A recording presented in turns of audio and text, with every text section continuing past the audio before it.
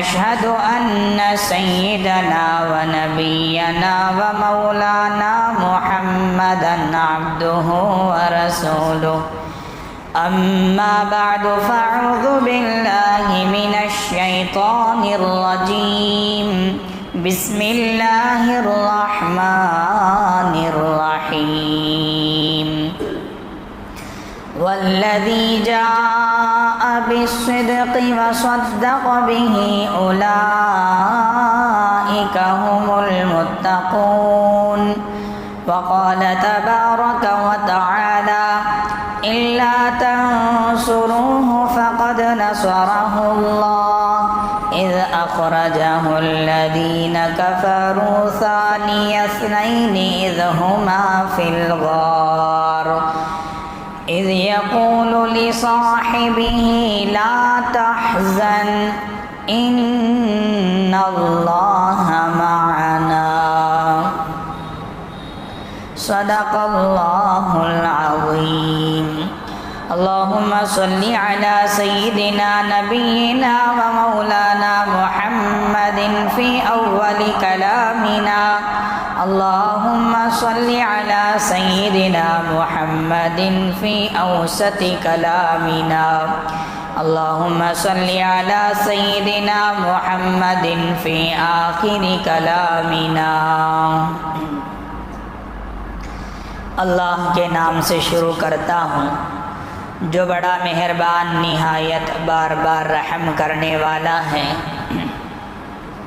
ہر قسم کی حمد و ستائش تمام قسم کی تعریفوں کے لائق وہی ایک اللہ پاکی ذات ہے جو ہم سب کا پیدا کرنے والا اور پالنے والا ہے، ساری کائنات کا خالق حقیقی اور ہر ذرے کا مالک و مختار ہے، جو چاہتا ہے وہ کرتا ہے، اس کے کرنے کرانے میں، اس کی قوت و طاقت میں، اس کے رعب اور دبدبے میں، اس کے ارادے اور فیصلے میں کوئی اس کا شریک نہیں، کوئی اس کا ہمسر نہیں، کوئی اس کا پارٹنر نہیں ہے۔ وہ ایک ہے، یکتا ہے، ہمیشہ سے ہے اور ہمیشہ رہے گا۔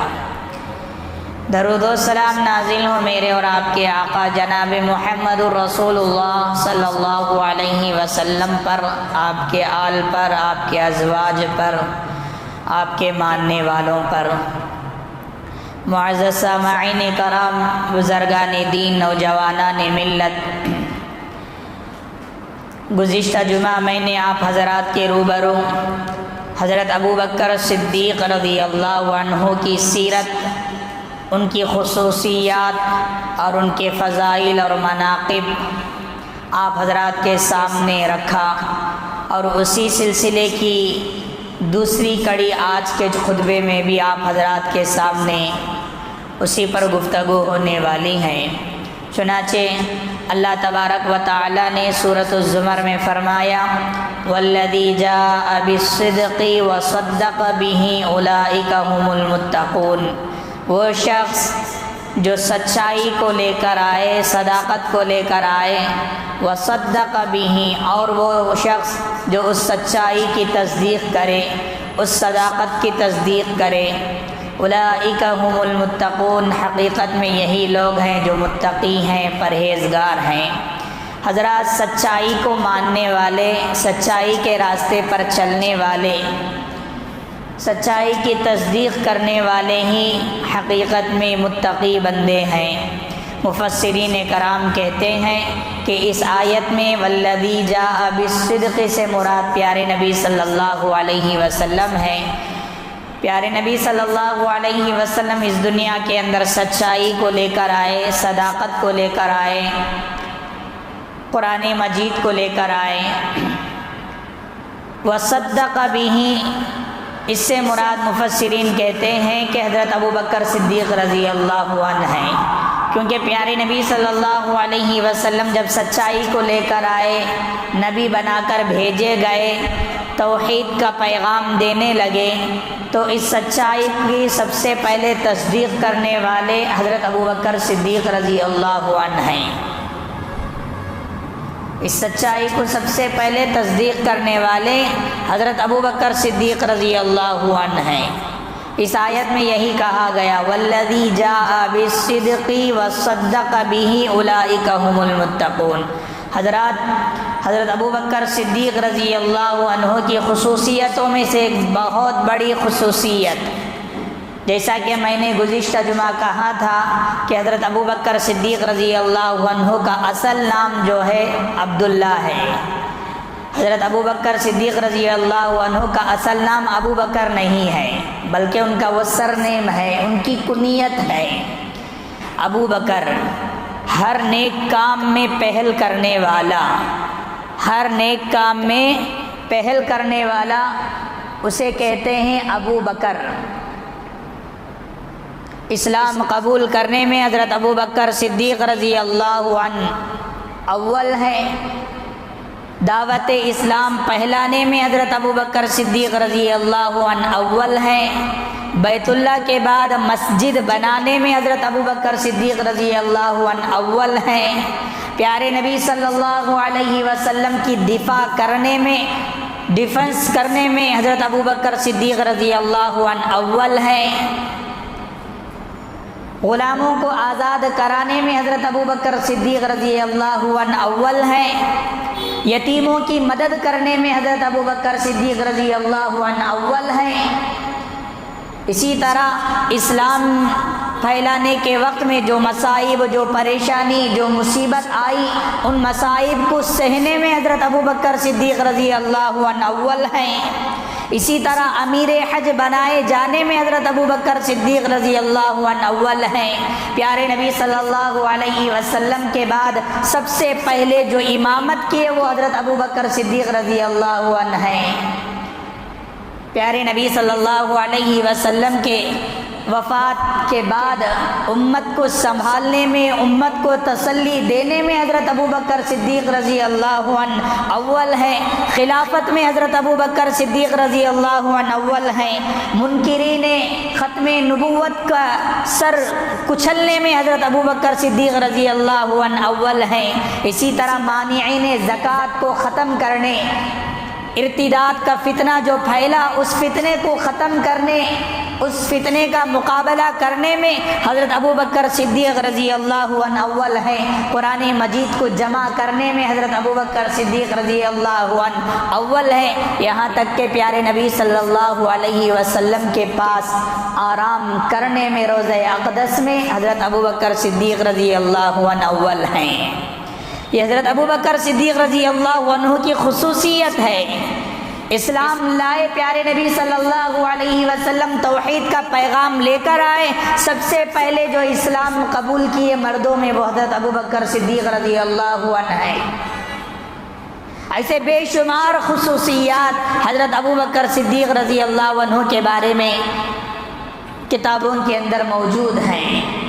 حضرات پیارے نبی صلی اللہ علیہ وسلم کی محبت میں سچی محبت، اسی طرح مطیع و فرما بردار اطاعت میں اور جان نثاری میں، وفاداری میں حضرت ابوبکر صدیق رضی اللہ عنہ بے مثال ہیں، بے نظیر ہیں۔ ہر نبی نے، ہر صحابی نے نبی سے محبت کی ہے، لیکن حضرت ابوبکر صدیق رضی اللہ عنہ کی محبت کی بات ہی کچھ الگ ہے۔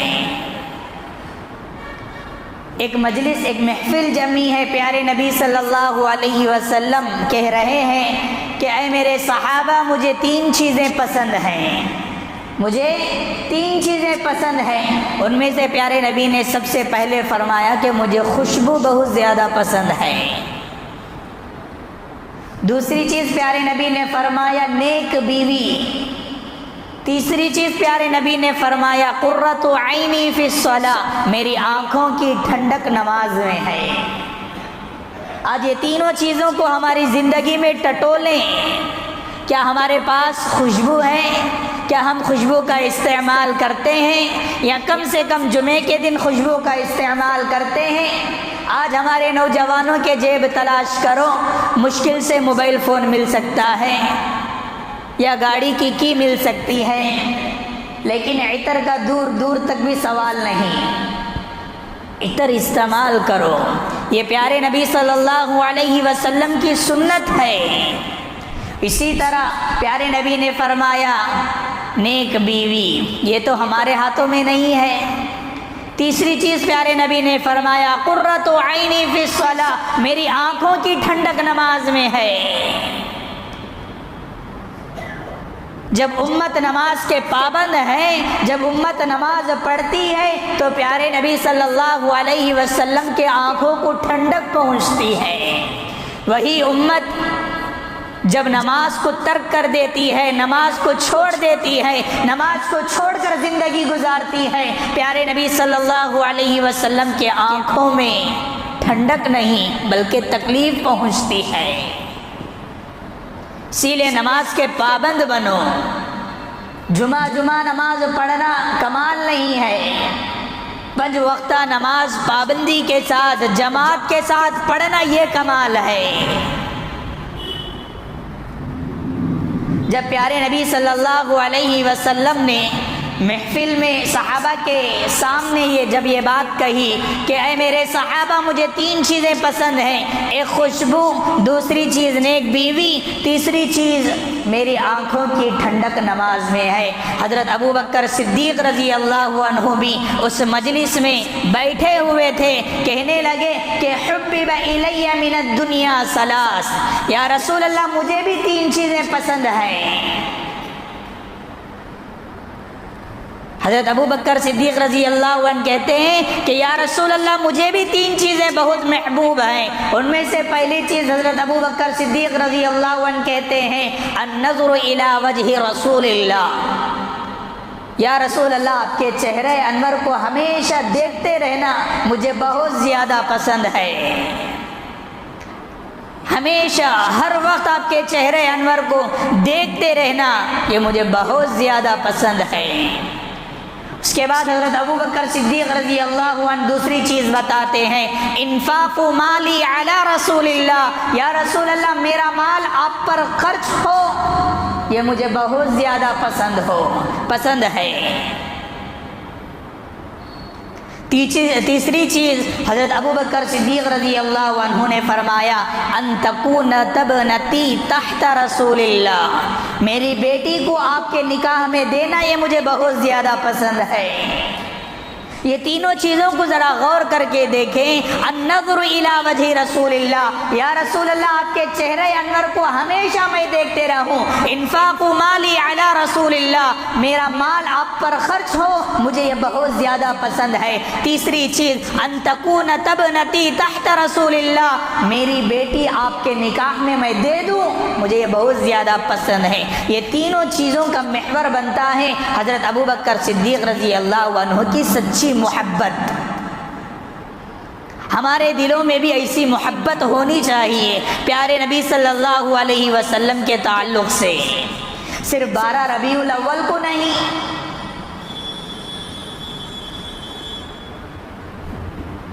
ہر وقت ہر ہمیشہ موت کے آخری لمحے تک پیارے نبی صلی اللہ علیہ وسلم سے سچی محبت ہر ایک امتی کا فرض ہے، واجب ہے، لازم ہے، ضروری ہے۔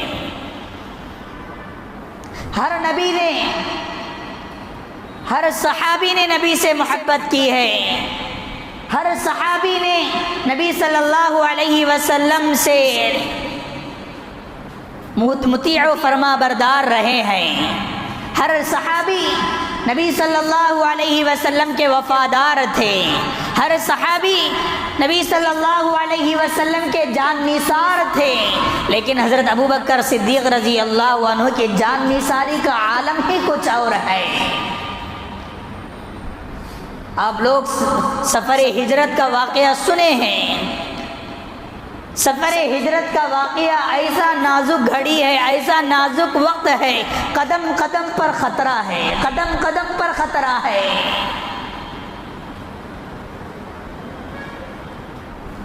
حضرت ابو بکر صدیق رضی اللہ عنہ کو فکر اگر کسی کی ہے تو وہ پیارے نبی صلی اللہ علیہ وسلم کی فکر ہے، خود کی فکر نہیں ہے۔ جب پیارے نبی صلی اللہ علیہ وسلم اپنے یار حضرت ابو بکر صدیق رضی اللہ عنہ کو لے کر شب کی تاریکی میں اپنے محبوب وطن مکہ المکرمہ کو چھوڑ کر نکلتے ہیں، رات کا تاریک وقت ہے، زمین پتھریلی ہے۔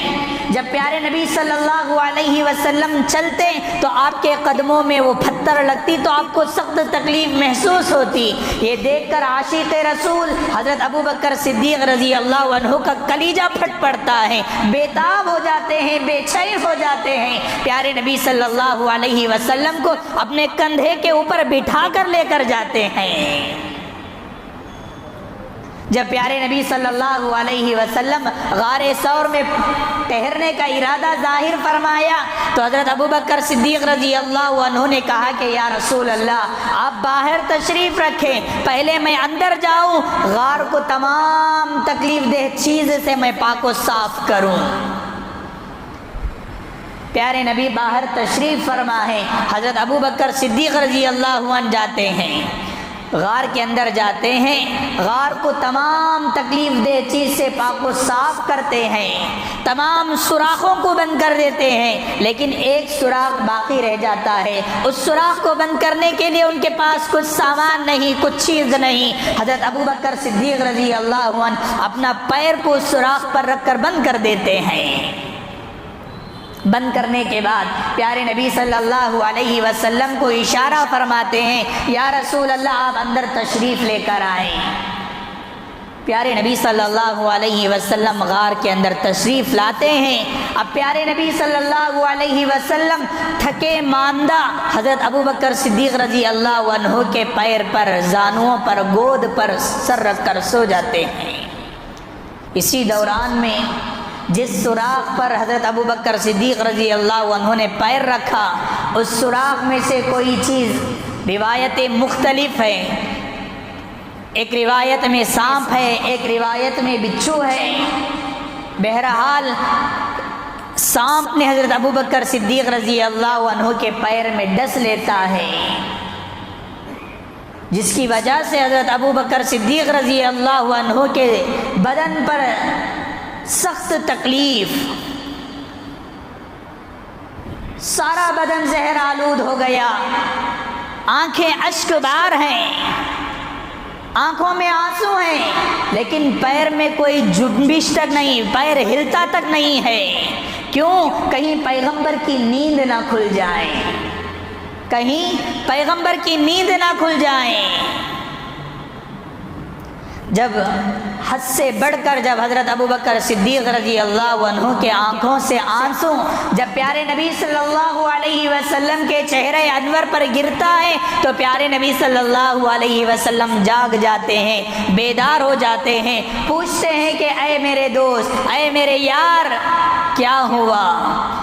حضرت ابوبکر صدیق رضی اللہ عنہ کہتے ہیں کہ یا رسول اللہ پتہ نہیں کوئی چیز پیر میں کاٹ لیا ہے جس کی وجہ سے مجھے بڑی سخت تکلیف ہو رہی ہے۔ پیارے نبی صلی اللہ علیہ وسلم نے اس جگہ پر جس جگہ سانپ نے ڈسا تھا اس جگہ پر پیارے نبی صلی اللہ علیہ وسلم اپنا لعاب، اپنا تھوک مبارک کو لگاتے ہیں، یہاں تک کہ سارا درد چلے جاتا ہے۔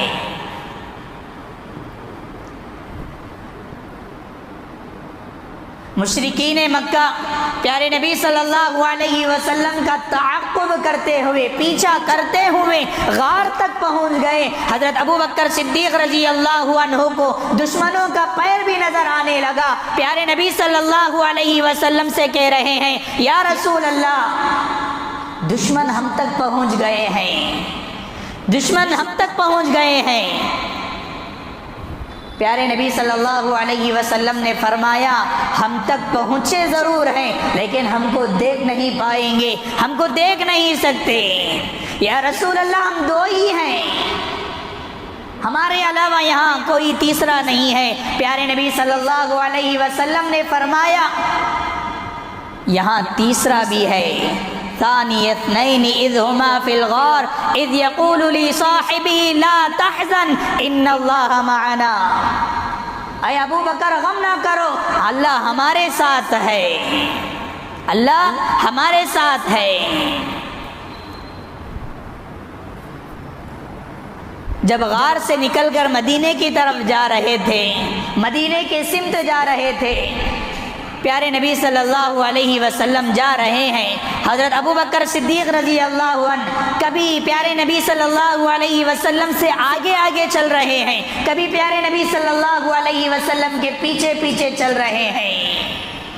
اللہ کے نبی صلی اللہ علیہ وسلم نے فرمایا، اے ابو بکر یہ کیا بات ہے کہ کبھی آگے آگے چل رہے ہو، کبھی پیچھے پیچھے چل رہے ہو، کیا بات ہے؟ حضرت ابو بکر صدیق رضی اللہ عنہ نے کہا کہ یا رسول اللہ، جب میرے دل میں یہ بات آتی ہے کہ کوئی سامنے کوئی دشمن جھاڑیوں کے درمیان میں گھات لگا کر بیٹھا ہو، آپ کو تکلیف نہ پہنچائے، اس لیے میں آگے آگے چلتا ہوں۔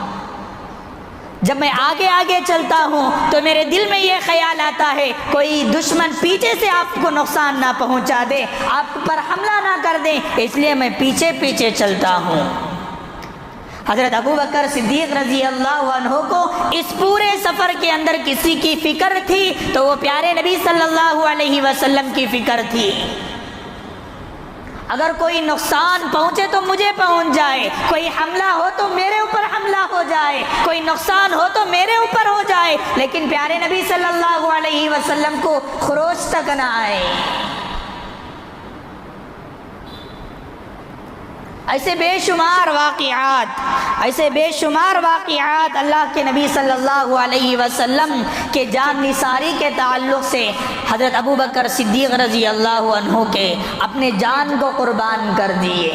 یہی وجہ ہے پیارے نبی صلی اللہ علیہ وسلم نے فرمایا، میں نے سارے لوگوں کا احسان دنیا میں چکا دیا ہے، میں نے سارے لوگوں کا احسان کا بدلہ میں نے دنیا میں دے دیا ہے، لیکن ایک واحد میرا ابو بکر ہے، میں نے اس کا احسان کا بدلہ میں نے دنیا میں نہیں عطا کیا، اس لیے کہ ابو بکر کا احسان اتنا عظیم ہے کہ میں دنیا میں ابو بکر کا احسان کا بدلہ عطا نہیں دے سکا۔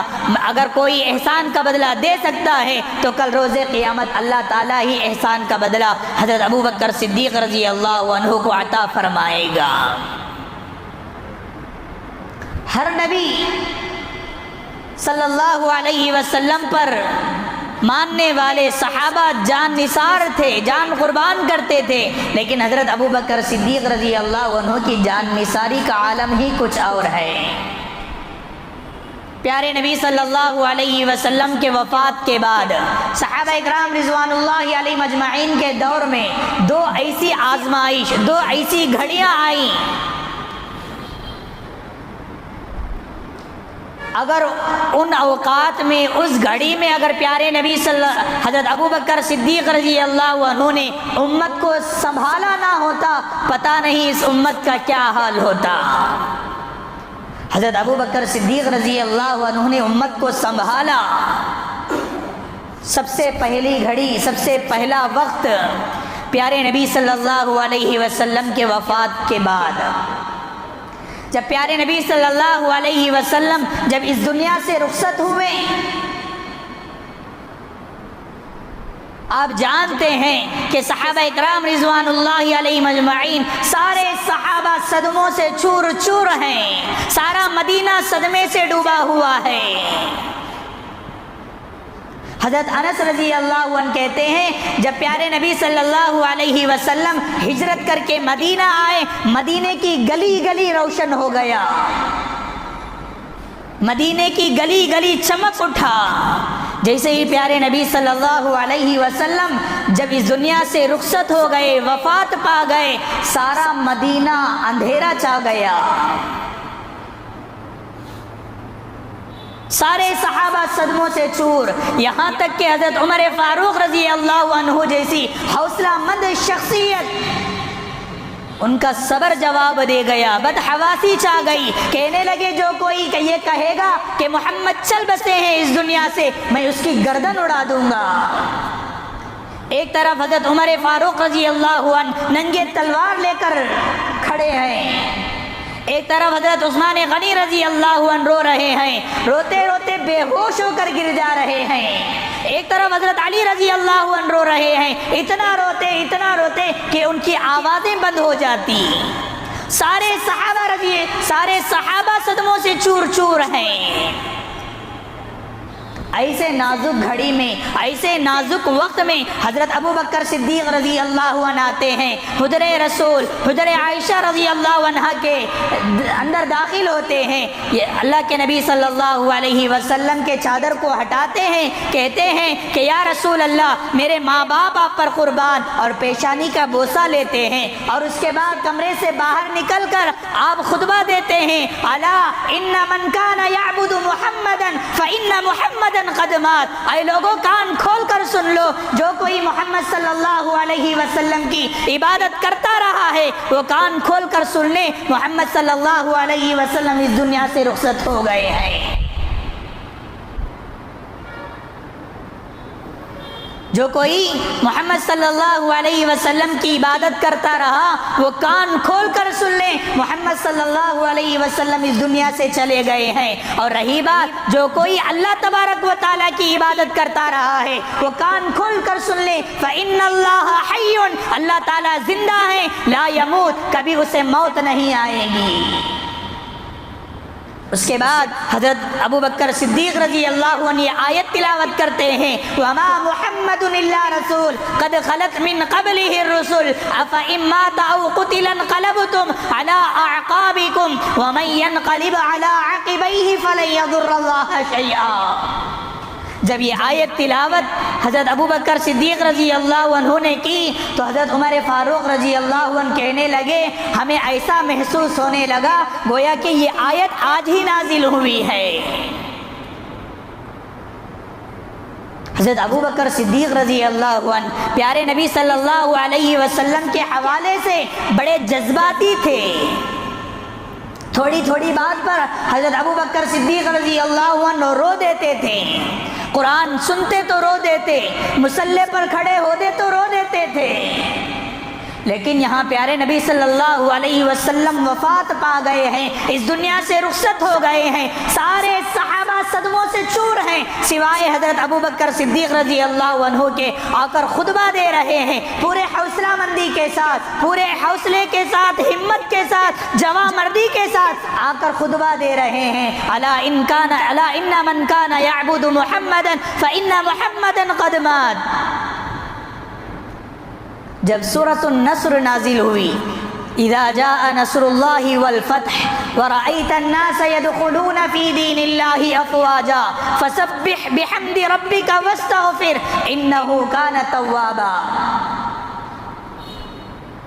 جب اللہ تبارک و تعالیٰ کی نصرت، مدد، فتح اور کامیابی آ جائے، جب آپ لوگوں کو دیکھو کہ وہ فوج در فوج اسلام میں داخل ہو رہے ہیں، فوج در فوج اسلام میں داخل ہو رہے ہیں،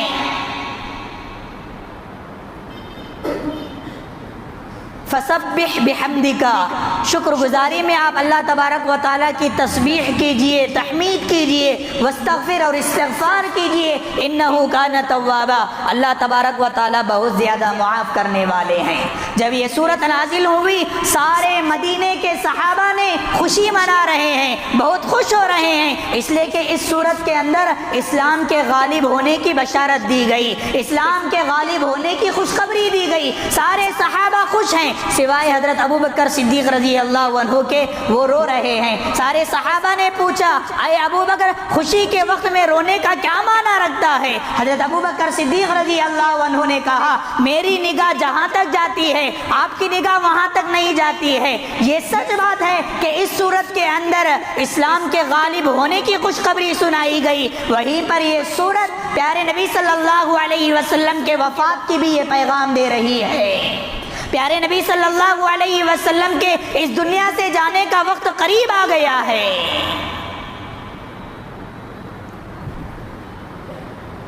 پیارے نبی صلی اللہ علیہ وسلم جب وفات پا گئے سارے مدینے کے لوگ رو رہے ہیں سوائے حضرت ابو بکر صدیق رضی اللہ عنہ، پورے حوصلے کے ساتھ، پورے جواں مردی کے ساتھ صحابہ کو سنبھال رہے ہیں، صحابہ کو تسلی دے رہے ہیں، امت کو سنبھال رہے ہیں۔ اسی طرح یہ دوسری گھڑی حضرت ابو بکر صدیق رضی اللہ عنہ پیارے نبی صلی اللہ علیہ وسلم کے وفات کے بعد حضرت ابو بکر صدیق رضی اللہ عنہ جب خلیفہ بنے، لوگوں کے فتنے، مختلف فتنے، کبھی ارتداد کا فتنہ، کبھی مانعین زکوٰۃ کا فتنہ، کبھی مدعیان نبوت کا فتنہ، یہ سارے فتنوں کا حضرت ابو بکر صدیق رضی اللہ عنہ نے ڈٹ کر مقابلہ کیا۔ ان سارے فتنوں کو 2.25 سال کے اندر سارے فتنوں کو ختم کر کے پھر سارے عرب کو اسلام کے دائرے کے اندر لے کر آ گئے۔